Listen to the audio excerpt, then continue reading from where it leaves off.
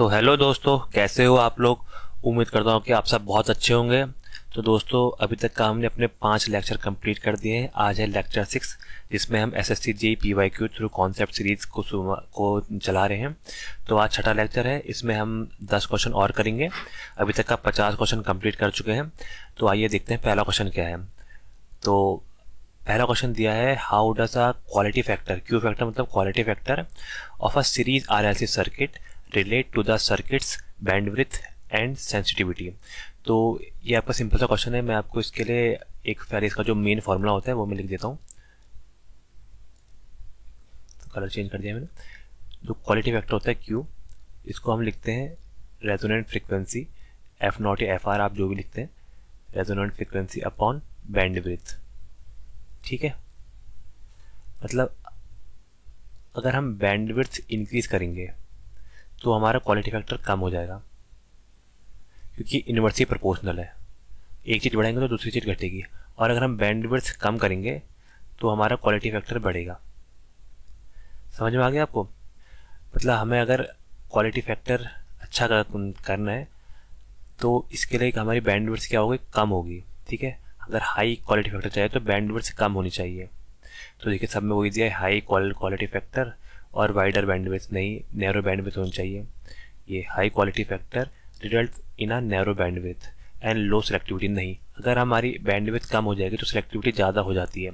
Selectivity वो होती है मतलब जिसमें हम अपनी फ्रिक्वेंसी को डिस्टिंग्विश करके जो हमारी जो डिज़ायर्ड फ्रिक्वेंसी है उसको हम छांट लें। तो इसका सही आंसर होगा high quality factor result in narrow bandwidth and high sensitivity. इसका आंसर सी सही होगा। मैं आपको एक इसका जो ग्राफ होता है मैं उसको भी एक बार आपको शो करके दिखा देता हूँ। तो कुछ ग्राफ इस टाइप का होता है। ठीक है,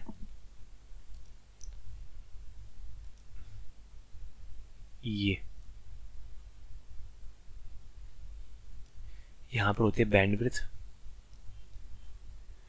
और यहाँ पर होता है क्वालिटी फैक्टर, फ्रीक्वेंसी और फ्रीक्वेंसी आप जो लेना चाहें। अगर हमारी बैंडविड्थ कम होगी, जितनी बैंडविड्थ कम होगी तो क्वालिटी फैक्टर उतना ही ज़्यादा अच्छा होगा। ये समझे आप।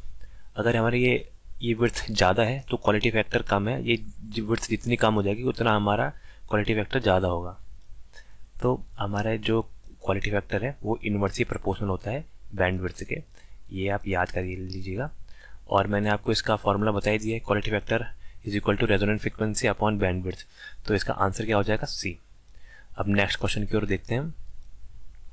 तो नेक्स्ट क्वेश्चन दिया है, a parallel RLC circuit has a resistance of 20 ohm and inductive reactance of 100 ohm and a capacitive reactance of 100 ohm. What is the total impedance of the circuit. तो ठीक है, इसमें टोटल इम्पीडेंस निकालना है। देखिए यहाँ पर क्या लिखा है, पैरेलल आरएलसी सर्किट। पैरेलल दिया है। अगर आप हमारा सीरीज होता है तो सीरीज के उसमें तो फॉर्मूला होता है Z is equal to under R square plus XL minus XC. यहाँ पर आपका पैरेलल है, पैरेलल में हम क्या निकालते हैं, हम निकालते हैं एडमिटेंस। एडमिटेंस किसके बराबर हो जाएगा, एडमिटेंस होता है 1 upon R square, 1 upon R square plus वही यहाँ पर अपॉन में चले जाएगी। जैसे वहाँ एक्सएल माइनस एक्ससी होता है, यहाँ पर 1 अपॉन एक्सएल माइनस 1 अपॉन एक्ससी हो जाएगा और इसका होल स्क्वायर। ठीक है, ये एक्ससी है, इसका होल स्क्वायर। वैसे भी अगर आप यहाँ पर देखें तो ये आपका एक रेजोनेंस सर्किट है, क्योंकि यहाँ पर एक्सएल और एक्ससी की वैल्यू बराबर है। ये एक हमारा एक पहले हम इसको कंप्लीट कर लेते हैं, फिर मैं आपको ये वाला कॉन्सेप्ट भी पूरा एक बार सिंपल से समझा देता हूँ। देखिए 1 अपॉन आर मतलब 1 अपॉन 20 का होल स्क्वायर प्लस देखिए 1 अपॉन ये भी 100 है और ये भी 100 है। मतलब यहाँ क्या हो जाएगा, 100 में से 100 कम हो जाएगा तो 0। तो यहाँ पर से अगर रूट हटाएंगे तो ये स्क्वायर हट जाएगा। तो 1 अपॉन 20 आ गई वाई की वैल्यू। वाई मतलब एडमिटेंस, एडमिटेंस की वैल्यू आ गई 1 अपॉन 20, जिसको हम लिखते हैं मोह या सीमेंस। इसकी यूनिट होती है। हमसे क्या पूछा है, इम्पीडेंस पूछा है। तो इम्पीडेंस होता है Z is equal to 1 upon Y. 1 upon Y मतलब 1 अपॉन 20, ये 20 ऊपर चले जाएगा तो जेड की वैल्यू आ जाएगी 20 ओम। ठीक है, जेड की वैल्यू आ जाएगी 20 ओम। अब मैं जो आपको कॉन्सेप्ट बता रहा था वो मैं बताता हूँ। देखिए हमारे क्या होता है, जब भी सर्किट हमारा रेजोनेंट कंडीशन में होता है, ठीक है, किस में होता है, रेजोनेंट कंडीशन, रेजोनेंट में जब होता है तब हमारा XL is equal to XC होता है, एक्सएल की वैल्यू एक्ससी के बराबर होती है। और यहाँ पर अगर आप थोड़ा देखते हो तो क्वेश्चन में दिया है, यहाँ पर आपका इंडक्टिव रिएक्टेंस जो एक्सएल है उसकी वैल्यू हमें 100 ओम दी है और एक्ससी की वैल्यू भी हमें 100 ओम दी है, मतलब दोनों की वैल्यू बराबर है। तो मतलब ये क्या होता है, ये एक रेजोनेंस सर्किट है और ये रेजोनेंस कंडीशन को सेटिस्फाई कर रहा है। तो इस केस में हमारा जो जेड की वैल्यू होती है, इस केस में जो हमारी जेड की वैल्यू होती है वो हमारी रेजिस्टेंस की वैल्यू आर के बराबर होती है। तो जेड की वैल्यू अगर आप सिंपल देखें तो जेड की वैल्यू आर की वैल्यू यहाँ पर कितनी दी है, वो 20 है, तो आंसर क्या आ जाएगा 20 ओम। ठीक है, आपको समझ में आ गया। मतलब इसमें हमने करा क्या, अगर हम माने इसको पहले देख नहीं पाए कि ये दोनों आपका 100 ओम है और ये एक रेजोनेंस सर्किट बना रहा है, तो हमने इसका जो फॉर्मूला था हमने उसको लगाया, क्योंकि पैरेलल है, पैरेलल में इम्पीडेंस की जगह एडमिटेंस नापते हैं, एडमिटेंस को लिखते हैं y is equal to 1/r² plus 1/xl minus xc का होल स्क्वायर। तो हमने इससे सॉल्व करा तो हमारे y की वैल्यू आ गई, y की वैल्यू को देन हमने z में कन्वर्ट करा, क्योंकि हमें इम्पीडेंस पूछा है, इम्पीडेंस होता है z is equal to 1/y, तो 20 ओम आ गई। और अगर यहाँ पर देख लिया था एक्सएल और एक्सी बराबर है, तो रेजोनेंट केस में एक्सएल एक्सी बराबर होते हैं, तब टोटल इम्पीडेंस की वैल्यू आर के बराबर ही होती है, जो आर है सर्किट का उसके बराबर होती है, तो वो 20 ओम आ गया। तो आपको क्लियर हो गया होगा ये क्वेश्चन। अब अगला क्वेश्चन देखते हैं। तो अगला क्वेश्चन है, a full wave rectified sine wave has a peak value of 100 volt, what is the average value.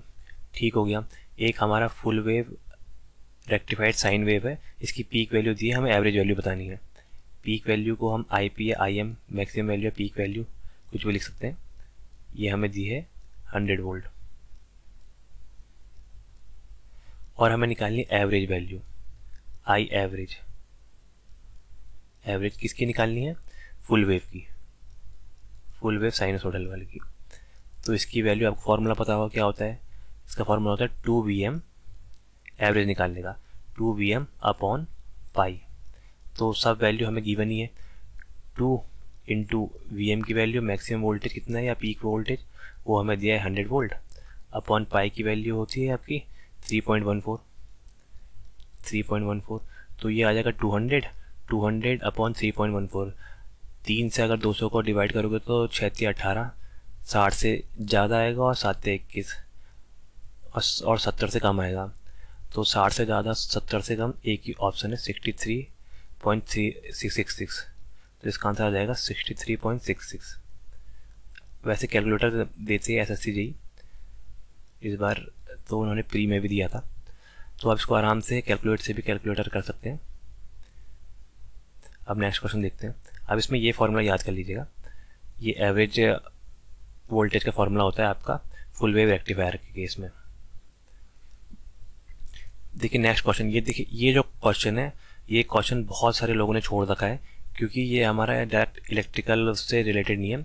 हालांकि ये क्वेश्चन मुझे इसलिए आता था क्योंकि मैंने जो हमारी इतनी ट्रेनिंग करी है वो मैंने इलेक्ट्रोप्लेटिंग प्लांट से करी थी, तो ये क्वेश्चन मैंने लकीली वहाँ पर सॉल्व कर लिया था।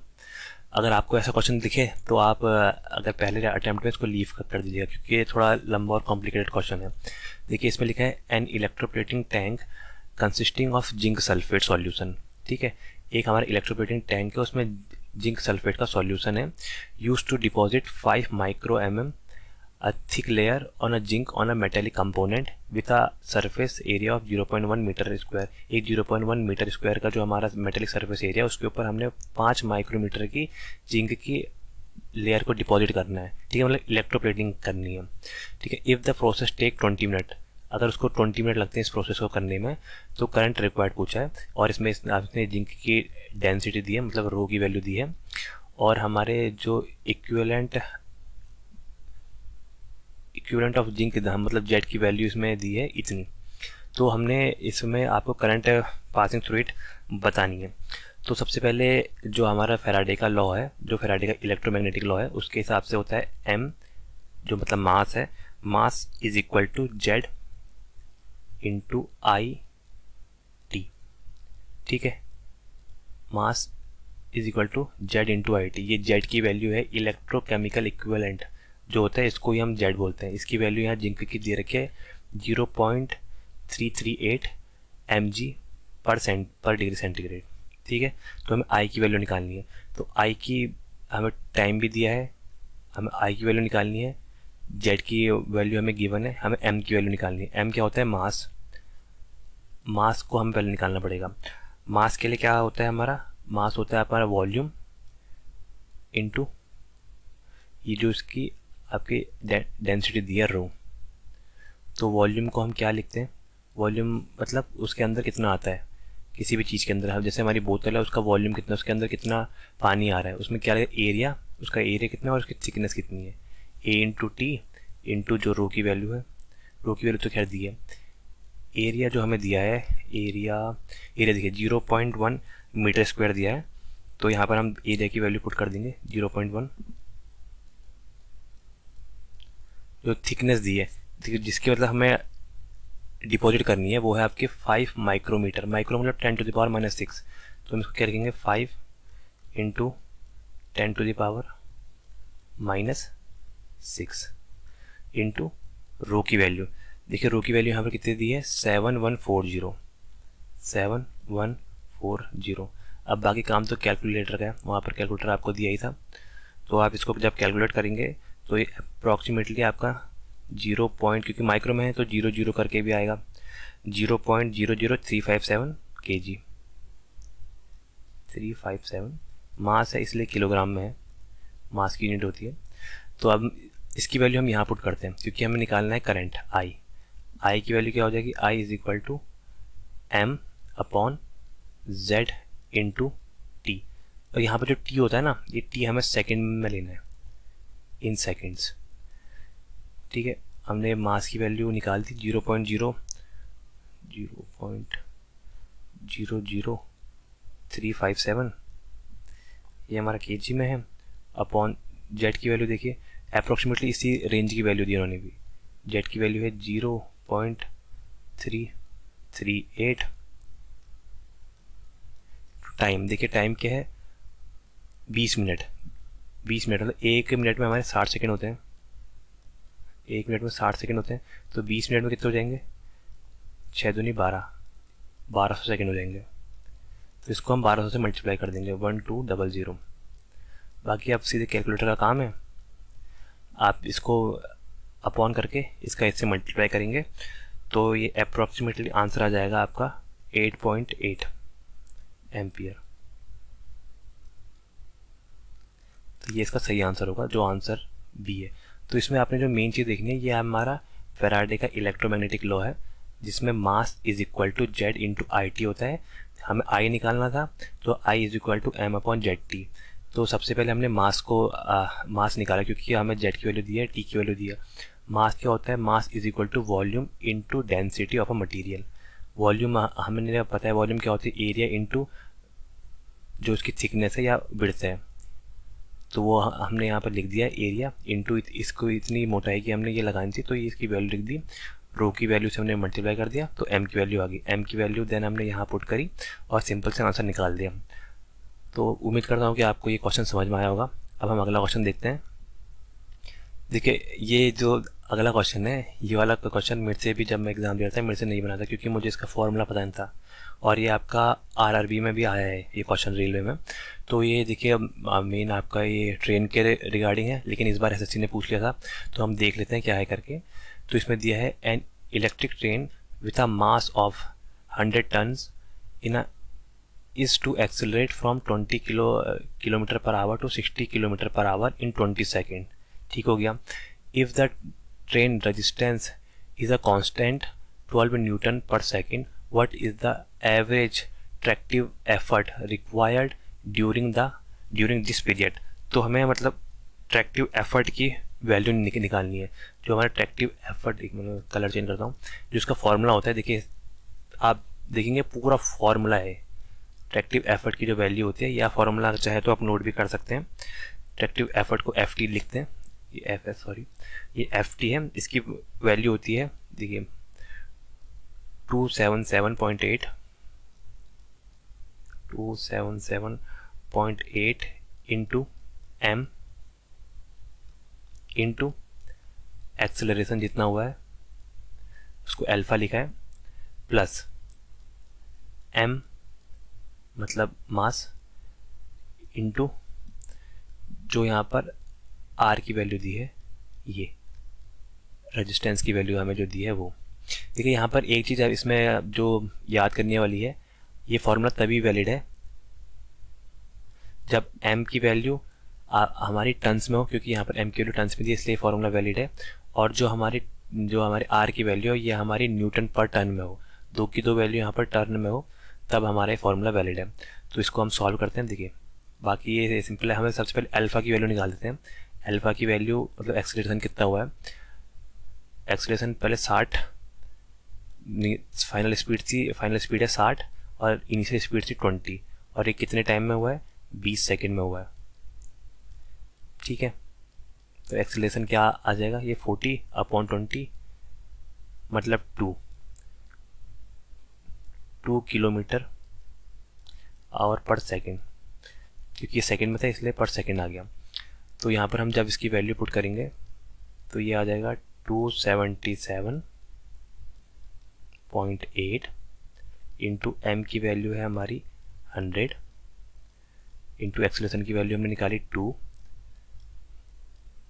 इसको प्लस करेंगे, m की वैल्यू यहाँ पर है हमारी 100 प्लस r की वैल्यू दी है हमारी 12। जब हम इसको सॉल्व करेंगे, देखिए ये तो सिंपल सी कैलकुलेशन है, जब इसको सॉल्व करेंगे आप कैलकुलेटर में देखिएगा तो इसका आंसर आएगा 56760 न्यूटन।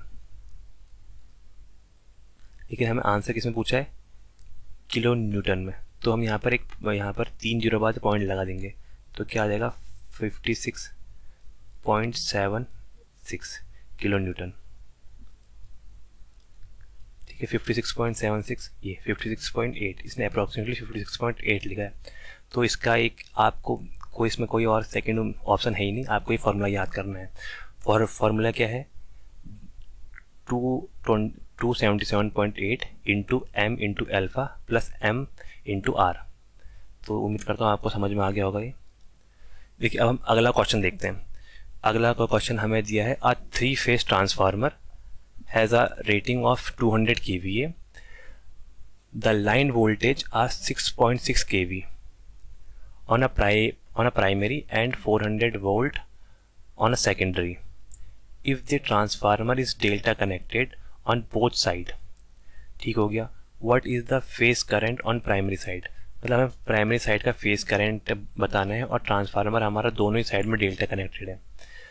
तो रेटिंग दी है और हमारी यहाँ पर वोल्टेज दी है, तो हमसे क्या पूछ रहे हैं, करंट बताना है। तो ठीक है, करंट का फॉर्मूला हम यहाँ लगा देते हैं। टोटल जो हमारी पावर होती है S इज इक्वल टू होती है √3 इंटू VL इंटू IL। ठीक है, हमें क्या निकालनी है, करंट निकालनी है। लाइन करंट हो जाएगी हमारी S/√3 इंटू VL। तो S की वैल्यू कितनी आ गई, S की वैल्यू हमें दी है 200 kVA अपॉन √3 इंटू VL की वैल्यू है, VL की देखिए जो हमें यहाँ पर 3 फेज में दिया रहता है, हमेशा लाइन वोल्टेज दिए थे, ये 6.6 है। तो 6.6 जब हम इसको सॉल्व करेंगे, देखिए क्योंकि केवी है, ये भी केवी है, तो मैंने केवी से केवी हटा दिया है, तो इसको सॉल्व करके ये आ जाएगा हमारा 17.5 एम्पियर। देखिए ये क्या है, लाइन वोल्टेज। और कितने लोगों ने ये आंसर दिए, ये आंसर यहाँ पर दिया भी है और ये आंसर गलत है, क्योंकि डेल्टा के केस में लाइन वोल्टेज फेज वोल्टेज के बराबर नहीं होती है। इन डेल्टा कनेक्शन जो हमारी लाइन वोल्टेज होती है वो हमारी √3 टाइम्स ऑफ फेज वोल्टेज होती है। और हमें निकालना क्या है, हमें निकालना है, हमें जो लाइन करंट होती है वो √3 टाइम्स ऑफ फेज करंट होती है। तो हमें निकालना है आप यहाँ पर फेज करंट मतलब IP की वैल्यू निकालनी है। तो IP की हमें वैल्यू निकालनी है, IP क्या हो जाएगा ये हो जाएगा हमारा IL लाइन के में जो करंट है अपॉन √3, ठीक है। तो ये कितना आ जाएगा 17.5 अपॉन √3 की वैल्यू होती है 1.732। तो आप देखिए अगर हम ये जीरो हटाऊंगा, मैं यहाँ पर से पॉइंट एक पीछे करता हूँ, तो यहाँ पर से ये 17 मतलब 10 बार पूरा जा रहा है 10.1, करीबन 10 से थोड़ा ज़्यादा जा रहा है, तो ये आंसर हो जाएगा 10.1 एम्पियर। इसका सही आंसर होगा, ये देखिए सही आंसर होगा 10.1 एम्पियर। इसमें जो आपने याद करने वाली चीज़ है वो आप देखिए टोटल पावर का फॉर्मूला, ये एपरेंट पावर होती है S = √3 × VL/IL। ये देखिए ये दोनों लाइन वोल्टेज है, तब इसमें √3 लगा है। अगर फेज़ वोल्टेज होती तो 3 × VP × IP होता। और इसके बाद हमने लाइन करंट निकाली है। देन डेल्टा के केस में हमारी जो लाइन करंट होती है वो √3 टाइम्स ऑफ फेज़ करंट होती है। ये हमने फॉर्मूले से आई फेज़ की वैल्यू निकाल दी है। चलिए अगला क्वेश्चन देखते हैं। देखिए अगला क्वेश्चन ये ट्रांसफार्मर का आ गया। An ideal 50 kVA transformer has a voltage ratio of 1000/20 volt if the secondary winding has a load of 200 ampere. What is the current the primary winding, मतलब प्राइमरी वाइंडिंग में current बताना है। और हमारा क्या है, ट्रांसफार्मर है, आइडियल ट्रांसफार्मर दिया है 50 kVA का। तो जो भी हमारा ट्रांसफार्मर होता है, अगर आइडियल ट्रांसफार्मर है तो इनपुट की जो पावर होती है,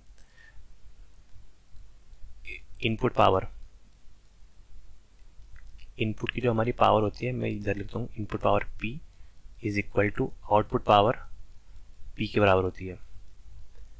इनपुट पावर कैसे निकालेंगे, V1 जो पहले प्राइमरी साइड की वोल्टेज है और सेकेंडरी प्राइमरी साइड की करंट, क्योंकि P जो होता है वो V × I का प्रोडक्ट, पावर = वोल्टेज × करंट, और सेकेंडरी साइड का V2 × I2। तो हमें यहाँ से किसकी वैल्यू निकालनी है, हमें यहाँ से what is the current, primary side की करंट निकालनी है, मतलब हमें I1 की वैल्यू निकालनी है, प्राइमरी साइड की करंट निकालनी है। और हमें V2, ये V1 को यहाँ जाएगा तो V2/V1 × I2। इसके आगे मैं सॉल्व करता हूँ।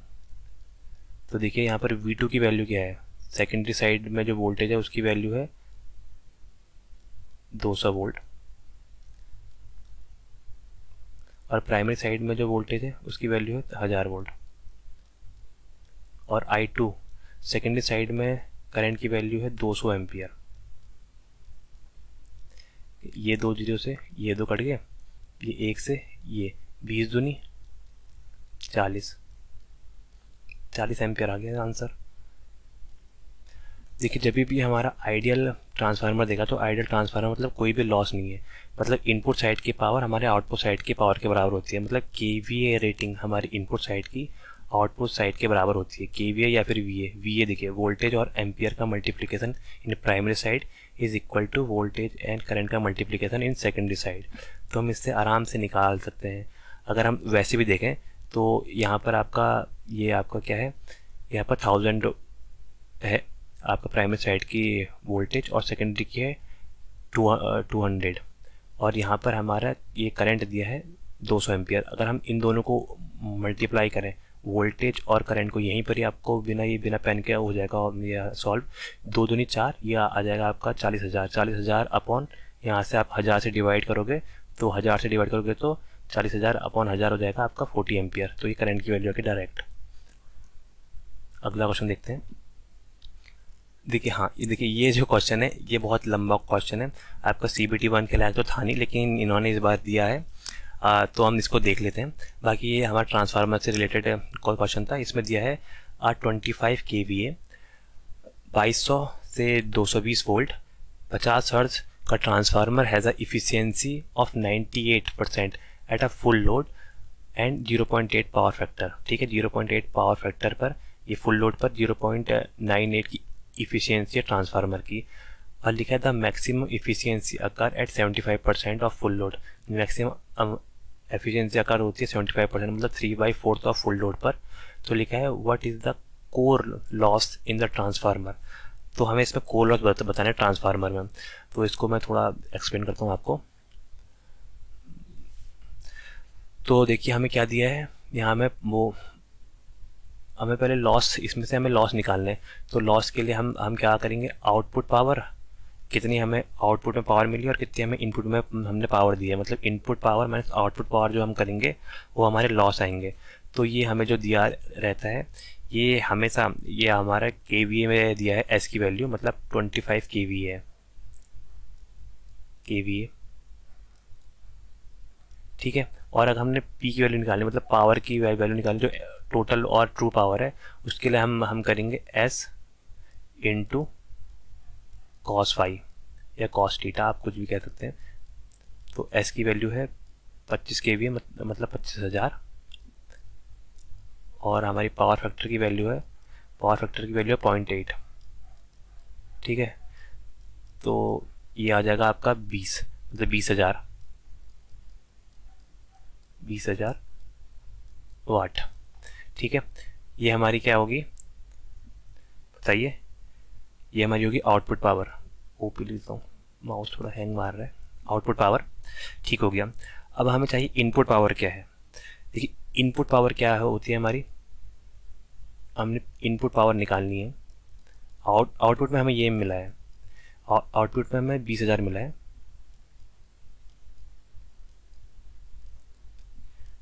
ठीक है।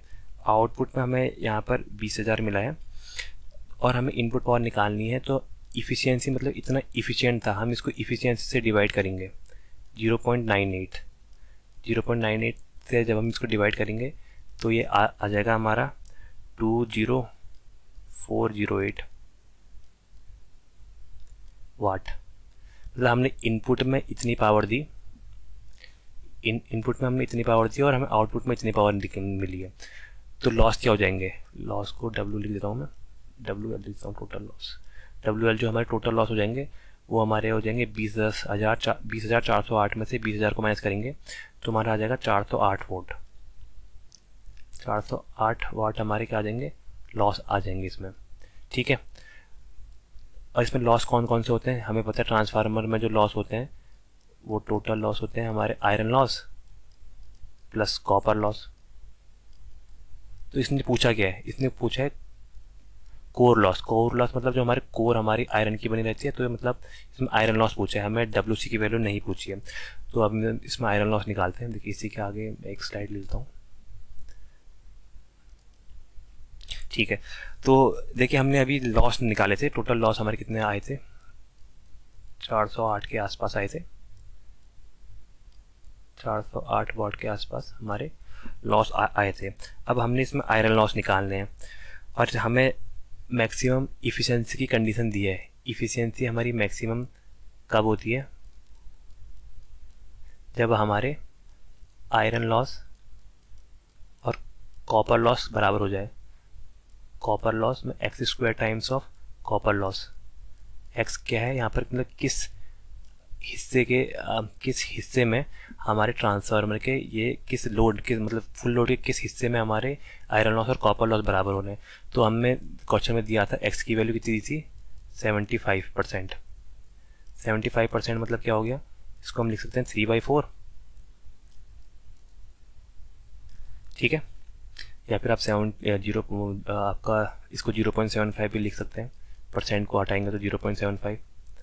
तो यहाँ पर हम सिंपल से इसमें वैल्यू पुट कर देते हैं। तो यहाँ पर से आयरन लॉस की वैल्यू हो जाएगी हमारी 0.75 का स्क्वायर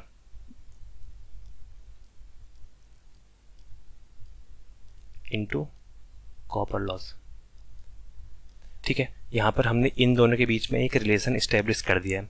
तो यहाँ से अगर हम कॉपर लॉस की वैल्यू निकालना चाहें, WCU, कॉपर लॉस की वैल्यू क्या आ जाएगी, ये आयरन लॉस अपॉन 0.75 का अगर हम स्क्वायर करेंगे। देखिए किसी भी अगर संख्या के लास्ट में 5 है तो पहले इसका स्क्वायर करें, 5 × 25, और जो सामने वाली संख्या है इसको उसके अगले वाली संख्या से, जैसे 7 है इसके 8 की संख्या, 7 के आगे की संख्या मतलब 8 से मल्टीप्लाई करें, 8 × 7 = 56। यहाँ पर 56 और 25 आ जाएगा और ये पॉइंट वैसे का वैसा 0.5625। तो ये भी किसी भी संख्या के अगर लास्ट में 5 है तो ये करने की एक ट्रिक है। तो ये हमारी वैल्यू आ गई है कॉपर लॉस की, WI/0.5625। तो इसके आगे बढ़ते हैं। अब हम इसको सॉल्व करते हैं, क्योंकि टोटल लॉस हमें आयरन लॉस और कॉपर लॉस होते हैं। कॉपर लॉस को हम क्या क्या लिखा था हमने अभी, आयरन लॉस लिखा था। कॉपर लॉस को आयरन लॉस अपॉन 0.5625, 8×5625, और ये किसके बराबर है, और ये बराबर है हमारे 408 के, जो हमने अप्रॉक्सीमेटली 408 जो हमने लॉस निकालते उसके। तो यहाँ से जब हम सॉल्व करेंगे तो WI इंटू इसको ऊपर से यहाँ से मल्टीप्लाई करके यहाँ पर आ जाएगा 2.778 इज इक्वल टू ये हमारा 408। तो यहाँ से हम WI की वैल्यू, आयरन लॉस की वैल्यू आराम से निकाल देंगे।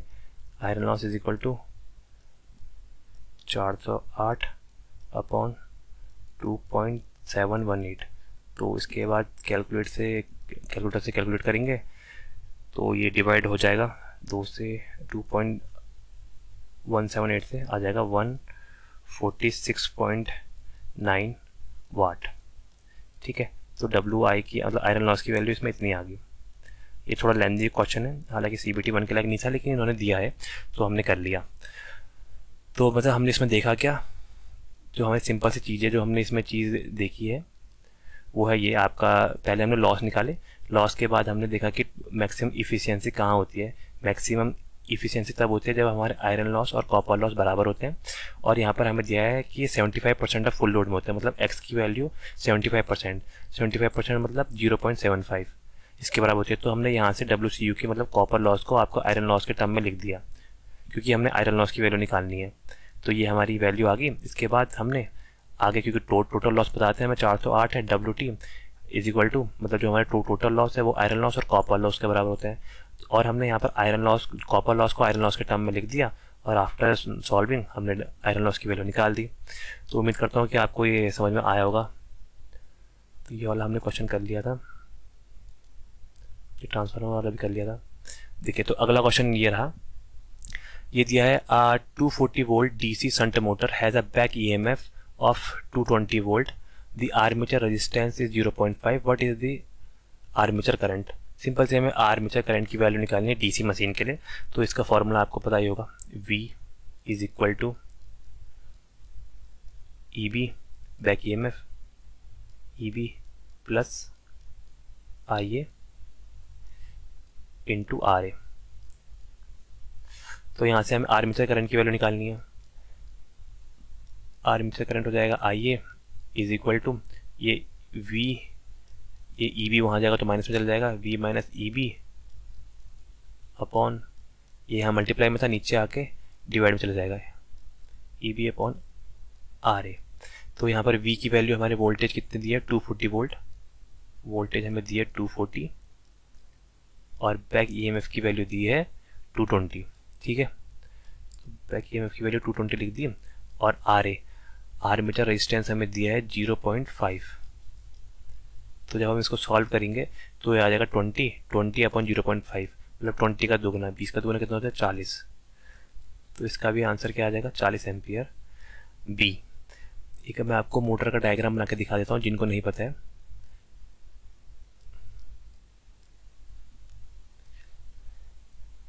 शंट मोटर,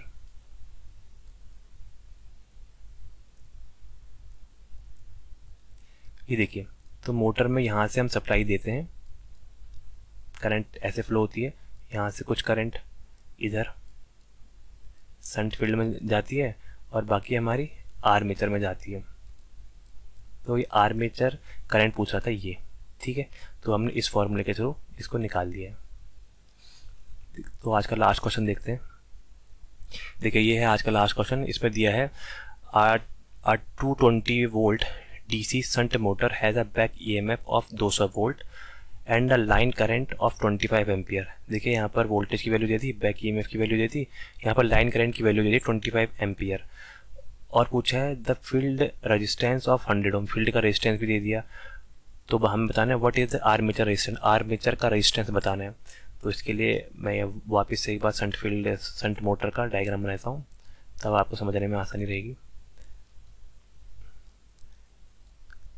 देखिए, ये आर्मेचर आ गया, कार्बन ब्रश, और ये शंट मतलब इसके पैरेलल में एक वाइंडिंग है जिसको एक्साइट कर रही है, और यहाँ से सप्लाई दे रहे हैं हम, ठीक है। मोटर है तो इलेक्ट्रिकल सप्लाई लेगी और आउटपुट में हमें मैकेनिकल सप्लाई देगी, मतलब प्राइम मूवर हमारा रोटेट करेगा। तो यहाँ पर इसने दिया है 220 वोल्ट। यहाँ पर जो इनपुट साइड की जो वोल्टेज है वो है हमारा 220 वोल्ट।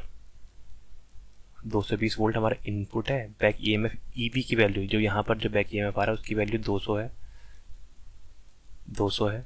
ठीक हो गया।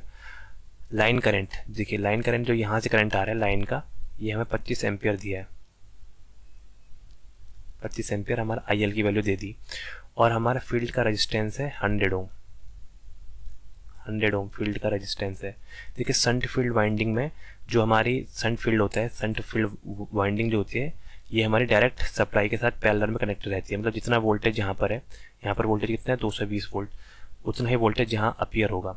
तो यहाँ पर करंट कितनी फ्लो होगी, ISH शंट में करंट फ्लो होगी, जो हमें सप्लाई वोल्टेज है V अपॉन RSH। ठीक है, सप्लाई वोल्टेज है हमारी V की वैल्यू है 220 वोल्ट और RSH जो हमारे शंट का रेजिस्टेंस है वो है हमारा 100। तो ये कितना आ जाएगा 2.2 एम्पियर, 2.2 एम्पियर। तो यहाँ को 2.2 एम्पियर फ्लो हो रही है। यहाँ से 25 बाई 2.2 यहाँ को गई, तो यहाँ की करंट कितनी होगी, आर्मेचर करंट, ये IA है आर्मेचर करंट। तो आर्मेचर करंट होगी IA, वो होगी हमारी लाइन करंट IL माइनस इसमें कितना कम करना है हमने, शंट करंट को ISH शंट करंट। तो ये 25 में से हम 2.2 कम कर देते हैं, 25 माइनस है 2.2। तो जब हम इसको सॉल्व करेंगे, यहाँ से 2.2 कम करेंगे तो 22.8 आ जाएगा, 22.8 एम्पियर। ठीक है, ये आ गई हमारी आर्मेचर करंट की वैल्यू। तो इसके बाद हमारा जो फॉर्मूला है हम उसको फॉर्मूला लगा देते हैं, सिंपल सा फॉर्मूला हमें पता ही है, V is equal to EB plus IARA। RA की वैल्यू बतानी है हमें इस बार, बाकी सबकी वैल्यू हमें दी है। तो यहाँ पर V की वैल्यू हमें कितनी दी थी 220 वोल्ट, EB हमारा बैक EMF था 200 वोल्ट, आर्मेचर करंट हमने निकाली, सॉरी ये प्लस है,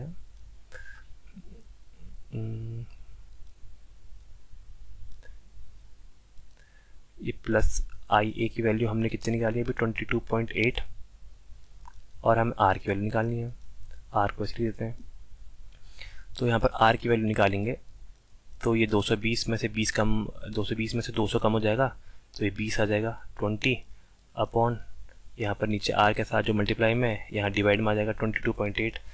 जब हम इसको सॉल्व करेंगे तो ये आ जाएगा 0.88 ओम रेजिस्टेंस है, इसलिए इसकी वैल्यू ओम में आ जाएगी। तो आप समझ गए होंगे कि कैसे सॉल्व करें। तो उम्मीद करता हूँ दोस्तों कि आपको ये वीडियो पसंद आई होगी। Thank you so much.